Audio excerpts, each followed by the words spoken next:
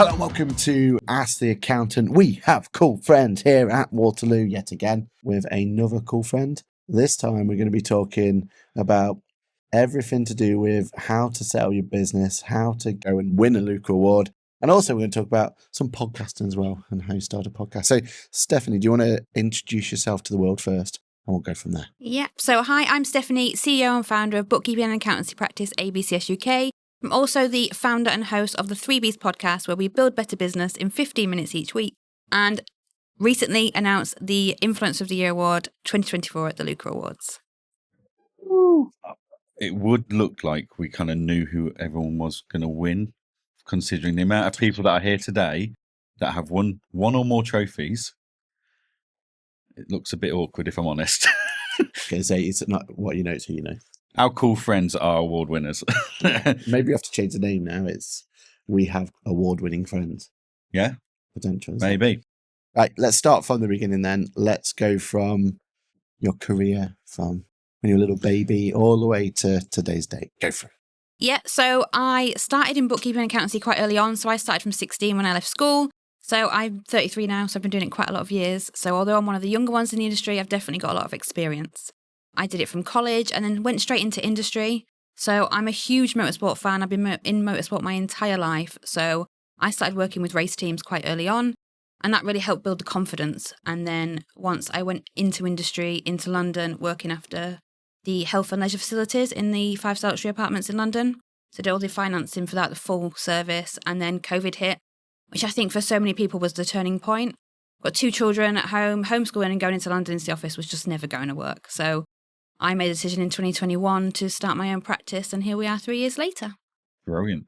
So, got your own practice, background in motorsports. Have you got we're going to call it a specialisation? I still feel it's a niche. We'll go for it. The last guest didn't like the word niche. Neither do I.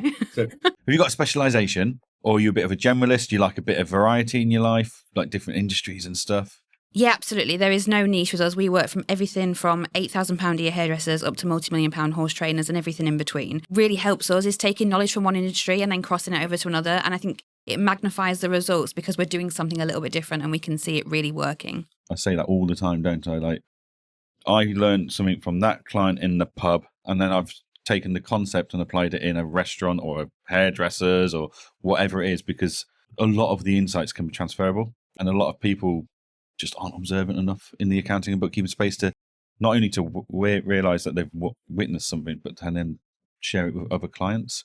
I mean, it's helpful being in Scotland though, isn't it? So when you go to that hairdresser and say you should be serving beer, they're like, oh yeah, it makes sense. Yeah.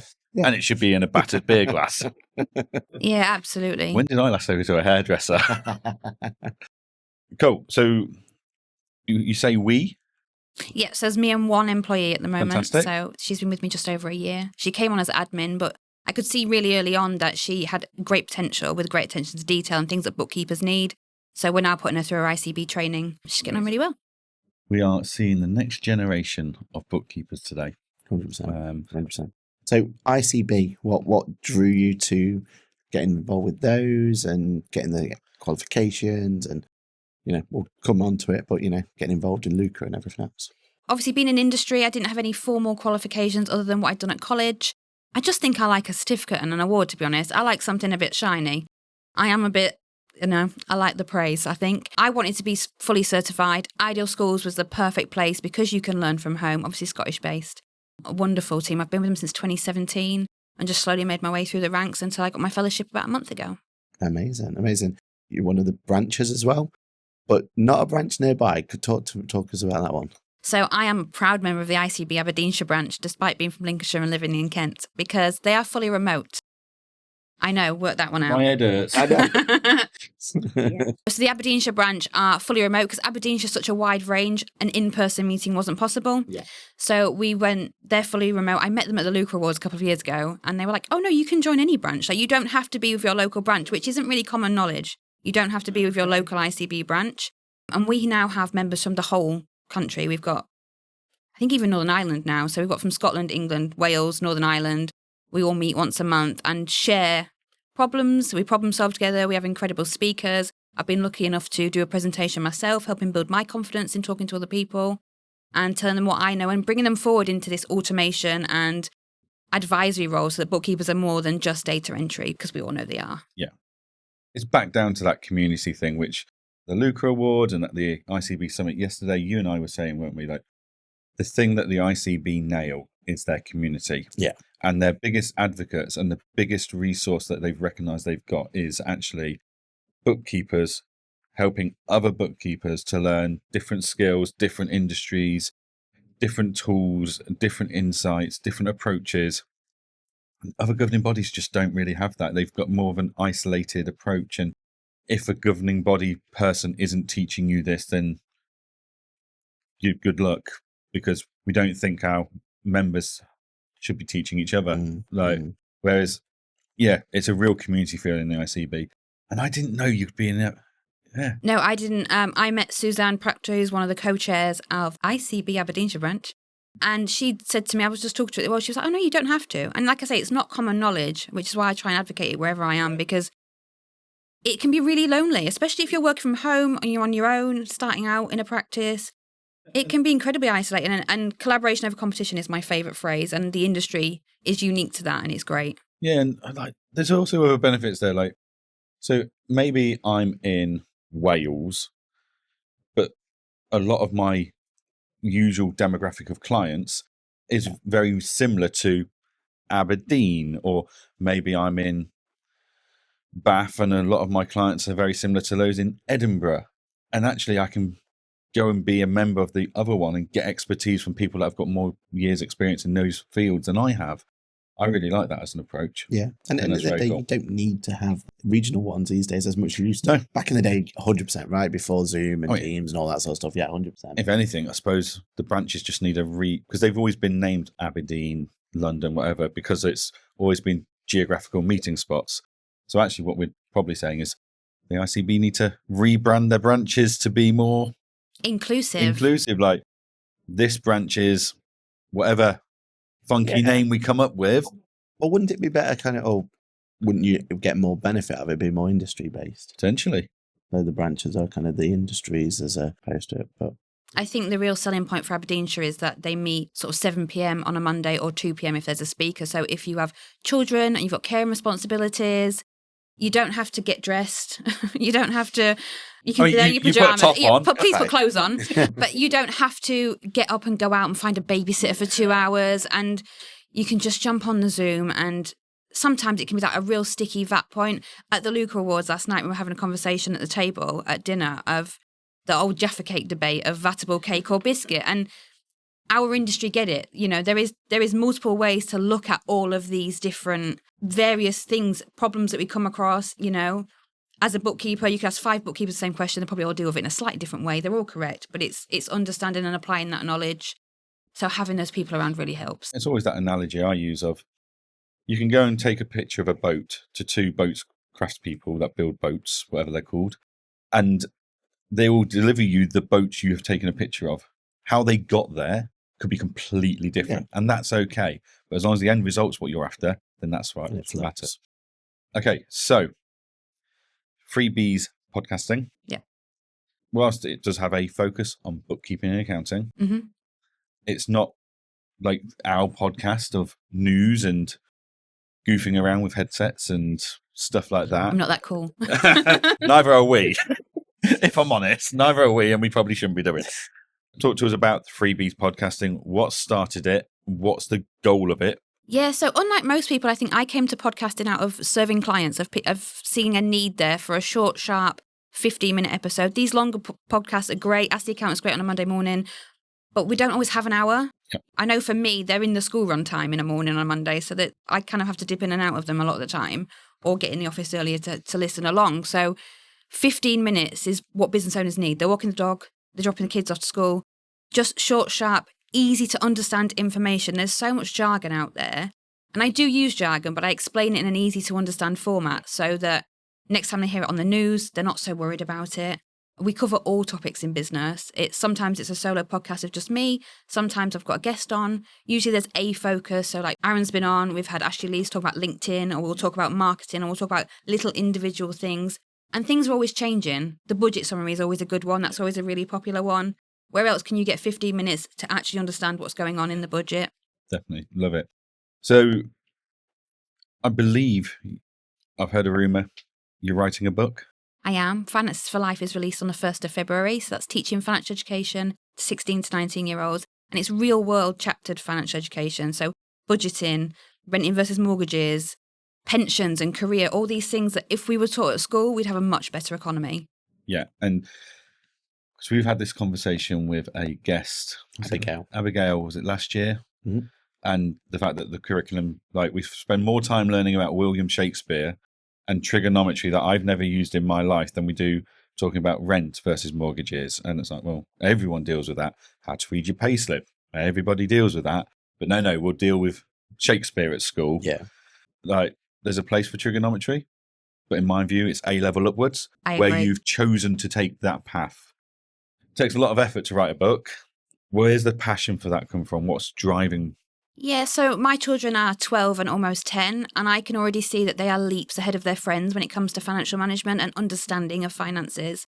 To the point where my 12-year-old for my birthday, because I'm an April baby, put in my card, to Mum, happy birthday and happy new tax year. Like, they fully understand VAT already. Yeah. And they make better financial choices. And I genuinely believe if we can catch them at 16 to 19, as they're starting to leave home, they will grow into adults that make better financial choices, which will then teach their children better financial choices because you're only given the first 7 years of what you've learnt from other people.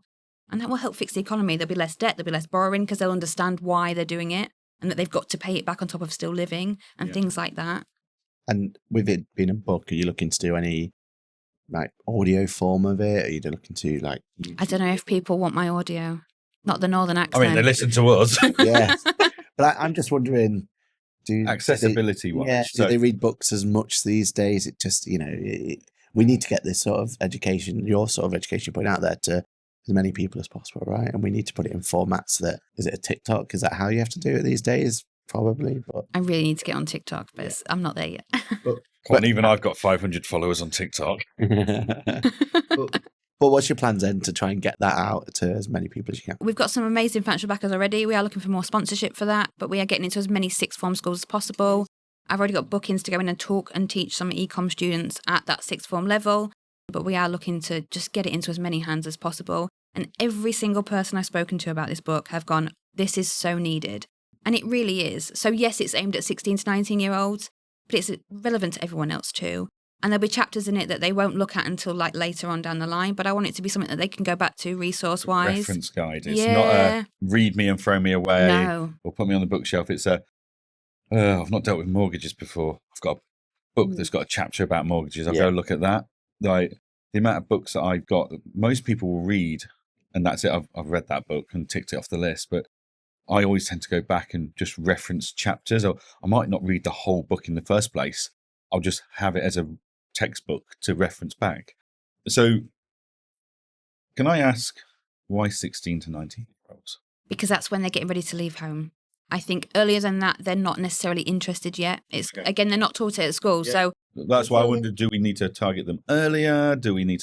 Should it be like a year 9 thing? When they make their choices. Yeah. Well, that is 14, isn't it? So it's not far off, but it's definitely, I don't want to scare them either. Like when you're talking about mortgages and pensions, and there is starting the business chapter in there because entrepreneurship is obviously on the rise, and I'm all for that. So I think that's the target point where it will hit home the most. Yeah. And hopefully they've got younger siblings that they teach it to along the way as well. I just wondered, because there's a Barclays Bank advert out at the moment, isn't there, that where we start learning money behaviours from the age of 7 or something, they would do it saying. And it's like, there's just so much conflict. But then, as you say, talking about a mortgage to a 7-year-old, Christ, they're not going to comprehend it. Whereas, it's trying to get in there early enough, but not so early that they aren't interested and don't take it in. So that's, There is Money Heroes out there, moneyheroes.org, where you can get books for really small 3 to 5-year-olds. Right. Ed and Bunny save some money, I think they are, and spend some money and earn some money. And they're really good to get them started. Right. But I'm looking at the more of the next step. Fantastic. Amazing. So you like to go to a few events, like the Luke Awards. We met at the Accountex last year, or this year. This year. Long times now. What kind of drew you to events and going to there? Is there anything you're trying to find? Is it about going to the talks, or is it the vendors, the software, or is it networking? I think it's a bit of everything. It really is. I love Accountex. I think it's a great place to go, and it is huge. So it's quite overwhelming if you've not been before.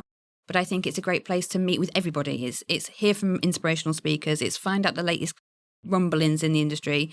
It's meeting people you know. Again, being bookkeepers, we're isolated quite a lot of the time. This is the only chance we all get together, really, isn't it? So a couple of times a year, you know you're going to get to meet up in person with the people that you speak to online all the time. Or the Aberdeenshire branch came down yesterday from Scotland to London. So those things they're really great for. Finding new software is great. I find Accountex is better for that than some of the smaller events.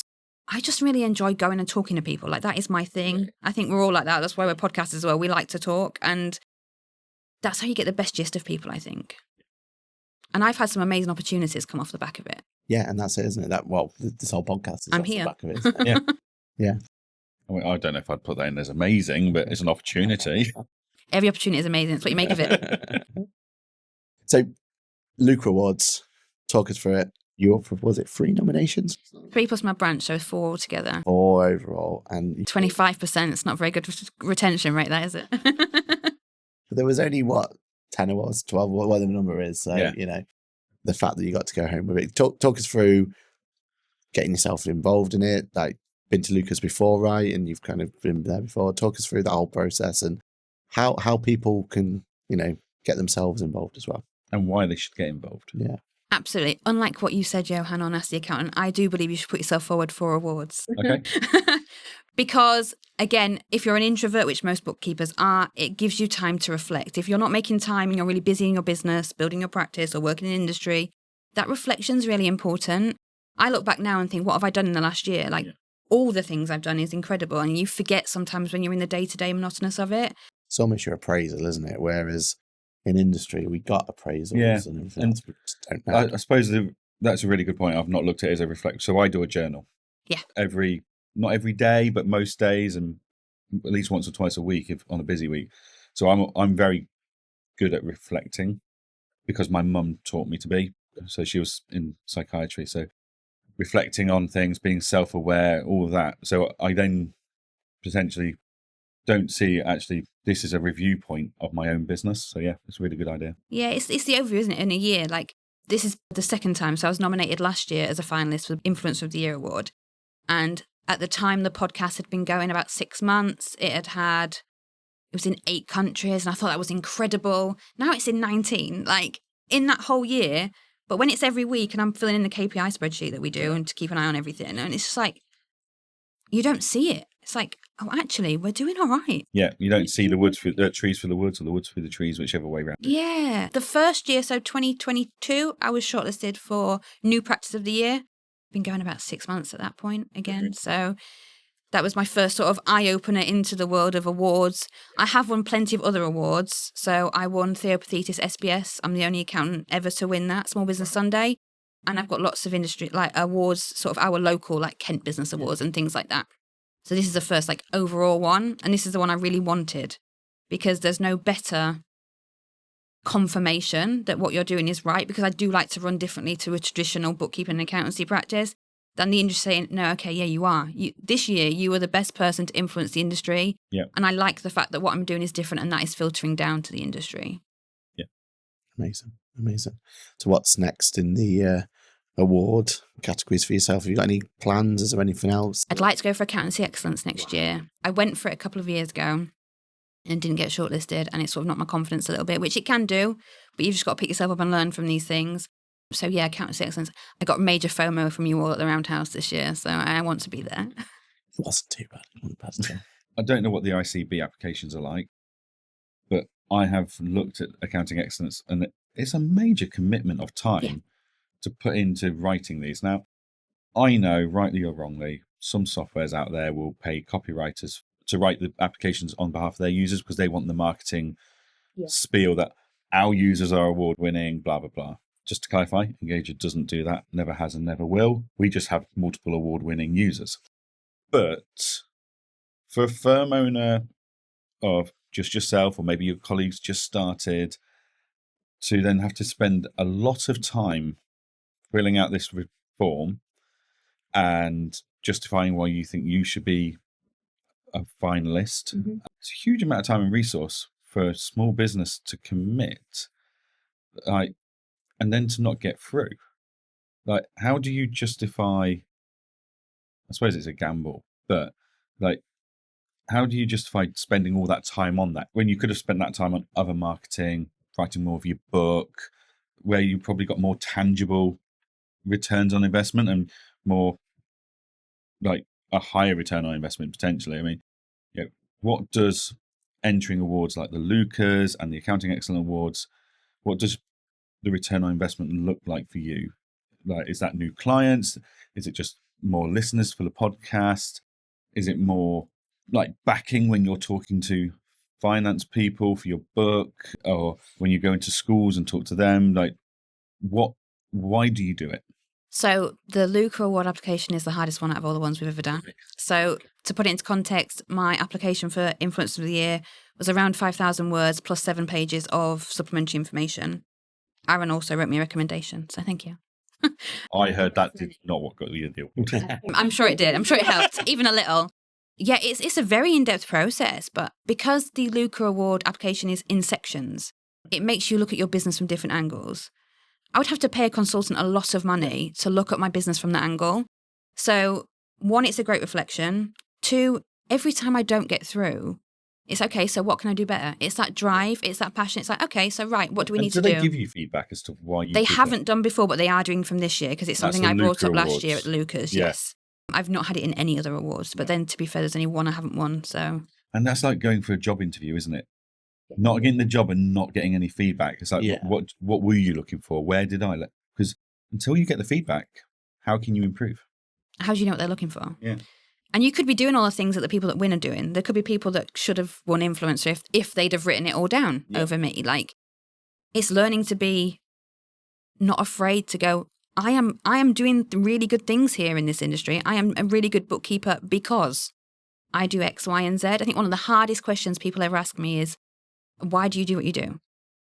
Because it's not a one-size-fits-all answer. And I could go down many different avenues on why I do what I do.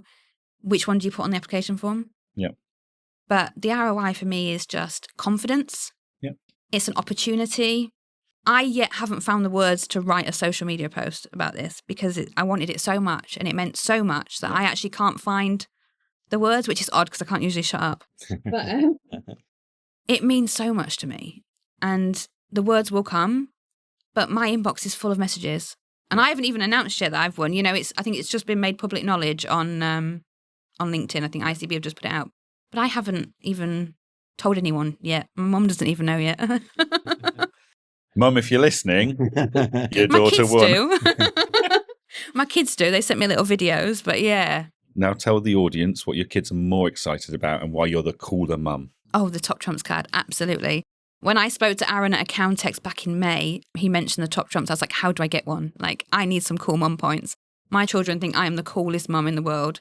This Luca means nothing compared to the fact that there's a shiny Top Trumps card coming home. Fantastic. I mean, there you go, ladies and gents. If you want to be cool parents, you need a Top Trump card. Yeah. To get a Top Trump card, you need to be on this podcast. Yeah, it sells itself. I'm sure there's a huge waiting list. That is the marketing campaign for next year. That's it. Oh, it's sorted. So you've talked about the Luke Awards. That's gone there. You've talked about you want to be Accounting Excellent Award. Go for that one next.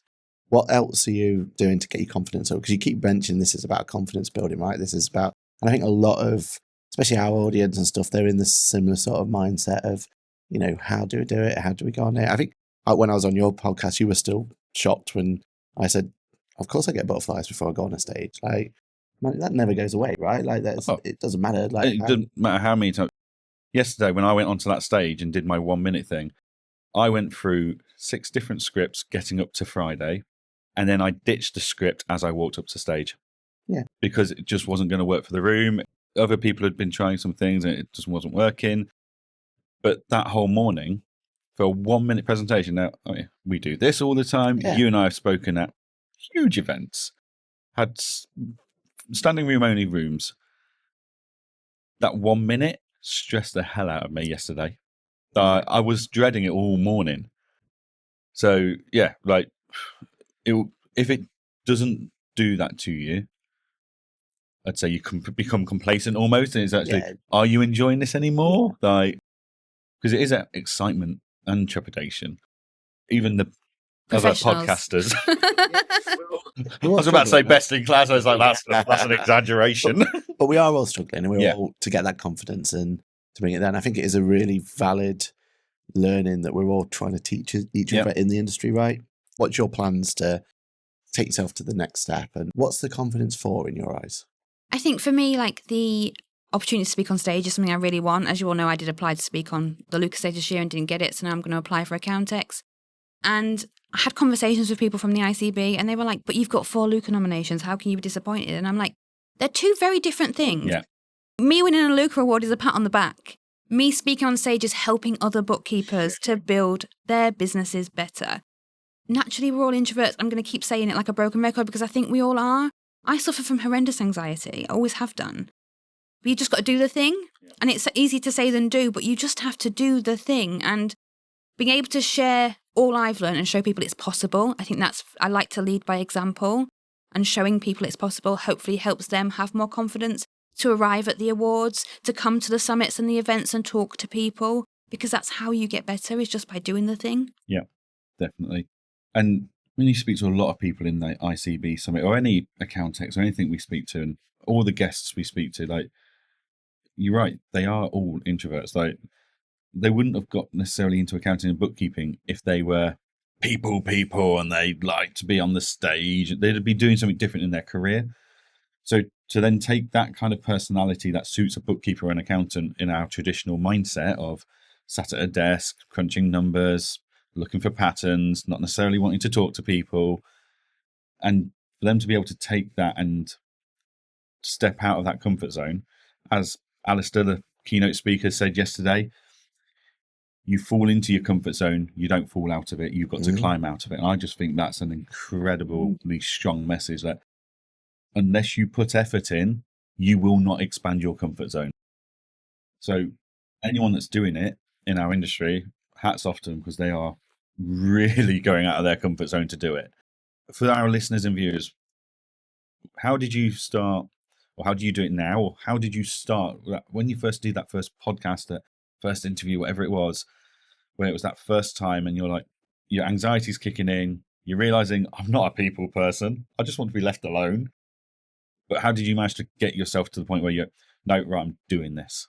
I think it was audio only first. So like taking the smaller steps. So doing it audio only. We only went video like a little while ago.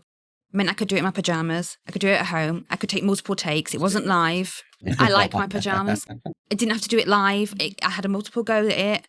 I think I'd announced the podcast in the January. I decided I was doing it in December. The first episode didn't come out till the April. Like, I gave myself time. I gave myself a deadline. Otherwise, I would have just put it off forever.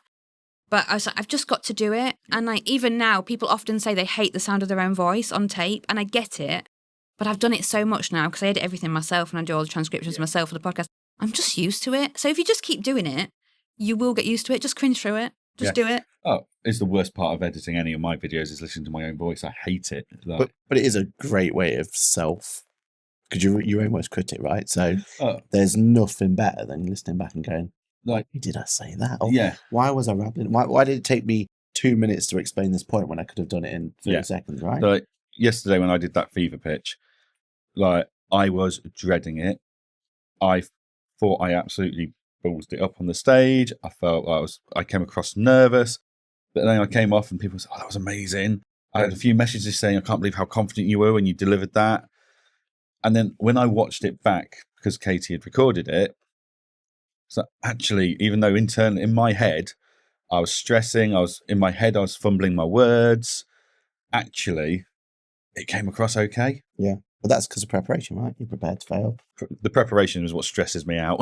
I prefer to go off the cuff, but without that, you would have. Yeah, like you would have got. There's a reason that I'm known as one shot wonder at QuickBooks. Like, if anyone's filming me, they know they've got to get it done in the first shot. Otherwise, it is going to get worse. Don't make me re-say something I've already said off the cuff because it's just going to become awful. But yeah, like, just because you're doing your podcast, we're doing our podcasts. We've all spoken on stages and stuff. I haven't yet. I'm still trying. You will do next year, I have no doubt. Get hold of Caroline Hobden. She'll get that sorted for you. But the viewers and the listeners, like, that's still goes on in my head when I'm on stage, is I'm stumbling this, I'm making the right. Mhm. Then you look back at it and you go, actually, that was all right. But I'll tell you, it won't stop me from thinking I'm stumbling it and making a mess of it next time.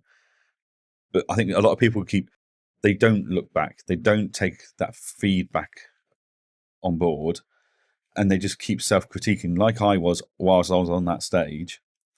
Like, the amount of times we do a video and stuff and I go, oh, that was crap. That was awful. Like, we shouldn't even give that to Lizzie to edit, never mind anything else. But actually, it always works out. Yeah. And like, what's your advice for any bookkeepers or accountants out there that actually, they've got a message, they've got something that they're passionate about, like teenagers, financial education, right? Ultimately, you've got that passion, you've overcome your anxiety, etc., imposter syndrome, whatever people want to brand it as, and because your passion was strong enough to make you realize that it doesn't matter how nervous I am about this, I need to do this because it's really important to me. Like, have you got any tips for any bookkeepers and accountants out there that are passionate about something and they want to do something, but they can't get out their own head necessarily? Yeah, I think there's two sides to it. There is ask for help from others in the industry that are maybe already a few steps ahead of you, that are already doing it. Like, my inbox is always open. Like, ask. We are such a collaborative industry, as we've already said. Like, it's so important to just ask for help, because I've sat on things before and you just think, I could have done that 6 months ago if I'd just reached out and sent that one message on LinkedIn or sent an email to somebody at the ICB, even just picking up the phone when I was studying with Ideal Schools. You can pick up and just ask a tutor a question. Yeah. But sometimes getting their nerves over to just pick up that phone is massive. And the other thing is, you've just got to keep doing it. You just got to do the thing. As a female, the way I look in photos, I worry about constantly. I'm like, oh, I look the size of a house in that one. I don't look great in that one. I was looking back at the pictures from last night at the awards. I'm like, no, I don't want any of them to go on the internet, really. No, they're not me. But it doesn't matter what you look like. I record a video and I go, oh, my hair's not straight. Oh, that's not great. And I'm like, they don't care. The listeners don't care what I look like. They care that I'm giving them information to help them build a better business. They care about that content. It's the content. It doesn't matter what you look like. You could have your eyes closed. It doesn't matter. Just do it. Just do it. First step. If you don't take the first step, you'll never know if you were going to be successful or fail. 100%. So you alluded to that you don't do your bookkeeping and accountancy business the same way. It's different. That's one of the reasons you want to get on stage and tell people. Talk a bit now. Like, what is it that sets you apart? Why do you feel like you're going down a different route than others are? Yeah, so I'm also a certified business development specialist. So I like to look at it as a whole business solution. I see myself as quite an ideas woman. Like, I can see where a client is failing. I had a client who were very successful selling heritage cheese packets to the royal household amongst many of their clients and customers, but they were still doing everything on paper in a catalogue. I'm like, can we please get you a web shop? It's like, well, where do I start? I was like, I'll build you one. Yeah. I'll do it. And it sort of grow from there. And we do sales funnels, email marketing, and we come like a whole business solution. We've always seen clients quarterly as a minimum. So like MTD is never going to affect us because we're already doing it. We're not a once a year practice. And there is a time and a place for that, but we're just not it. And we're premium and a higher price point because we become almost family with our clients. Like, we know them inside and out. I take a day off sick and I get flowers delivered to the door and chocolates. Like, when someone's got a new grandchild being born of a client, like, I know when we go out and we celebrate it with them and they invite us to these things and we become a family. And I also feel like as bookkeepers, we become therapists sometimes. Like, they come in and tell us everything about their wife, their kids, their dog, then their business, and then we put them back together and send them back out for the next quarter for them to carry on building their businesses. And a lot of bookkeepers and accountants don't work that way, and I know they don't, but that's what works for us. That's very unique. Like, I have a subset of clients that I might say, oh, something happens in the family, about it and stuff, but it is a subset of where it started as a more traditional accounting bookkeeping relationship, and over 5 years plus, it's grown deeper. But to be able to do that for your whole client base, that is very unique. But we keep our client base small on purpose. So we have 25 clients. We have a waiting list. So even to the point where we had a client the other day a potential client that came to us, their accounts are due in a month. There's no way we can pull over. Their accounts have already done the work. They're not there's nothing bad about their current accountant, but they need more support. They need the quarterly meetings. They need somebody more like what we do. And I've told them, we will hold a space for you in February.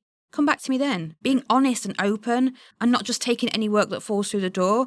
There is a time and a place for that if you're pushed for cash, if it's early on. I've done the £10 an hour thing when I started out 3 years ago. It just didn't work, but it got me to where I am now. Yeah. Ultimately, to get to where you are now, you have to pay the bills back then. Yeah. So you take the cash where you get it. Absolutely. Whether you've charged 80 quid for a tax return and regret it, or ultimately that's 80 quid in the bank and it pays the bills. Mm. And yeah, business coaches dictating hundreds of pounds for tax returns and just not you getting a business. Like, I'd rather 80 quid in my bank than nothing in my bank. And then a referral or a testimonial that can help you get more clients at a higher price point. Yeah. So yeah, no, brilliant. Anything you need to plug before we wrap this up? Plugged your book. Anything else? No, just thank you for having me. No, it's been an absolute pleasure. We have these cool friends so that we can get into understanding the ins and outs of the industry, don't we? Find some new aspect of it. And make it clear that there's not a one size fits all, and that the most successful people are the ones that go out there and do it their way. It's in line with their personal brand. It's in line with their personality. It's not this clinical cubicle attitude that we see in the top four in suits and stuff like that. There is a million different ways you can run this bookkeeping and accounting business. You just need to find the way that works for you. Yeah, I think even like for us, like in August, so it's the summer holidays, I've got children, my employees got children. We do no client-facing visits. We do no client-facing work. The compliance still gets done behind closed doors, but our clients know that from the offset. You can build your business your way, however you want to build it. Yeah. And there's always going to be a client for that, right? Even more so now, right? Yeah. 100%. Definitely. 100%. Brilliant. Well, thank you very much for being a cool friend, an award-winning cool friend nonetheless. Thank you for coming along. Thank you for giving us your insights. It's been very, very interesting to hear, hasn't it? Yep. And yeah, if you want to see any more of our We Have Cool Friends episodes, you're already in the right place. So make sure you like, subscribe, get all of that sort of stuff. We've got some amazing guests lined up for the rest of the day that's going to be coming out. We've got a pit stop podcast. We've got everything else in between. So yeah, you're already in the right place. Like and subscribe. And Steph, last thing to you, where can they find you? I am everywhere. Have to be in these days. LinkedIn is my favourite social media platform of choice. I just prefer LinkedIn. The podcast is available on all podcast platforms, Spotify, Audible, Amazon Music, YouTube as well now, with video as well. And if all else fails, just type my name in Google and I'm sure you'll find me. Now, go call your mum. I better go call my mum, yeah. Sorry, Mum. Love you. Thank you very much. Thank you. Thank you.